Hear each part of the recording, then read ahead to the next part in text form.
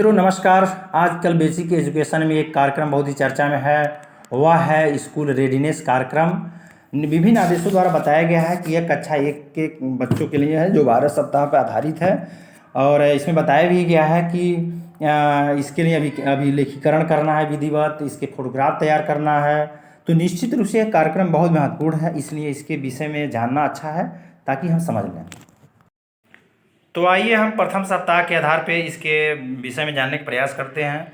ये अपने आप में बहुत कुछ बता रहा है और जब एक बात इसको समझ लेंगे तो कहीं कोई दिक्कत नहीं होगी। तो देख रहे हैं प्रथम सप्ताह का है और नीचे इसमें बार कोड बना हुआ है। जब इसके मोबाइल से आप स्कैन करेंगे तो सीधे आपको दीक्षा पोर्टल पर ले जाएगा, जहाँ पर इस पूरे सप्ताह से संबंधित गतिविधियाँ अपलोड कर दी गई हैं। आप वहाँ देख सकते हैं इसको। अब आप देख रहे हैं कि ये जो कैलेंडर है प्रथम सप्ताह का, तो इसके 6 दिनों के कार्यक्रम इस पर लिखे गए हैं और बताया गया है। इसके अलावा आप एक दिन को भी 7 भागों में बांटा गया है। ये 7 टर्न कौन कौन है।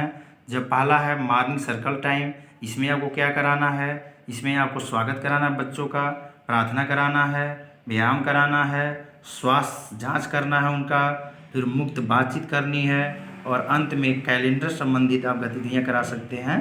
जैसे पूछ सकते हैं कि आज कौन सा दिन है, कल कौन सा दिन था, कल कौन सा दिन होगा, कौन सा महीना चल रहा है आदि आप यहाँ करा सकते हैं।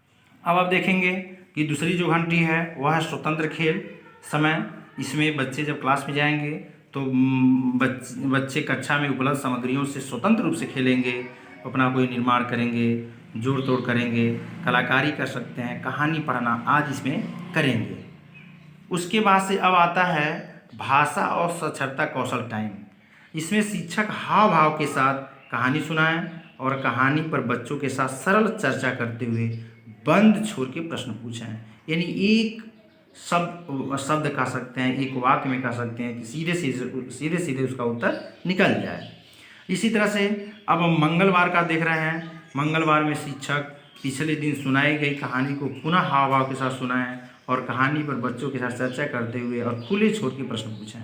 इसी तरह से जो है बुधवार के अलग कार्यक्रम हैं, आप देख सकते हैं। गुरुवार के अलग हैं, शुक्रवार के अलग हैं और शनिवार के अलग हैं। फिर आप देखेंगे कला संबंधित गतिविधियाँ। तो कला संबंधित गतिविधियों में सोमवार को क्रमबद्ध करना, मंगलवार को मुक्त चित्रकारी करना, बुधवार को मिट्टी रेत पर अंगुलियों से आकृतियाँ बनाना, बच्चों के ग्रीन बोर्ड पर बच्चों के द्वारा गोदा गोदी करना। इस तरह से आप शनिवार तक इसमें दिखाया गया है।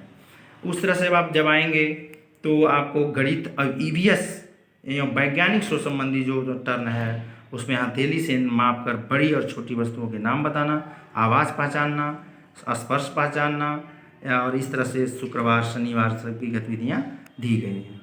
इसी तरह से फिर आप आएंगे बाहरी खेल। बाहरी खेल में नमस्ते खेल है, हरा समंदर खेल है, रस्सी या लाइन के सहारे जीजे खेलना, रेलगाड़ी खेल, गोल गोल धप खेल, बच्चों का मनपसंद खेल। फिर है good by circle time. Good by circle time में इन दिन भर आपने क्या किया उससे संबंधित चर्चाएं करनी है।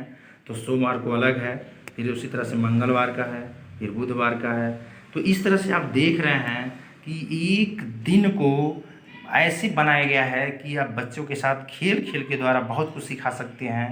और इसी तरह से हर प्रत्येक सप्ताह की गतिविधियां हैं और आप जान रहे हैं कि तीसरा सप्ताह बीत चुका है और सोमवार से चौथा सप्ताह शुरू होने वाला है।